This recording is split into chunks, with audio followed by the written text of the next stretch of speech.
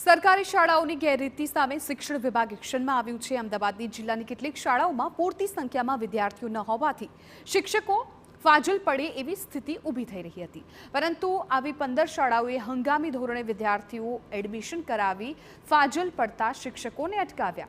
ઉલ્લેખનીય છે કે સરકારી શાળાઓમાં નિયત કરેલા વિદ્યાર્થીઓનું એડમિશન ન થાય તો શિક્ષકો ફાજલ થતા હોય છે અને આ ફાજલ શિક્ષકોની અન્ય શાળામાં બદલી કરવામાં આવતી હોય છે, પરંતુ આ શાળાઓએ अन्य शाळाना विद्यार्थीओने पोतानी शाळामां एडमिशन आप्युं अने 1-2 महीना बाद विद्यार्थीओए फरी पाछा जे ते शाळामां एडमिशन लई लीधुं। आ प्रकारनी प्रवृत्ति करता 8 शिक्षको सामे शिक्षण विभागे एक्शन लीधा छे। तेमना चढ़ती अटकावी दीधी हती, साथे ज आ भविष्यमां आ प्रकारनी गैररीति न करवा पण ठपको आप्यो हतो। प्राथमिक शिक्षण अधिकारीश्रीओ द्वारा तेनी स्थल तपास करवामां आवी, चकासणी करवामां आवी अने चकासणीना अंते लगभग 8 जेटला मुख्य शिक्षकोनी आमां क्षति जणाई।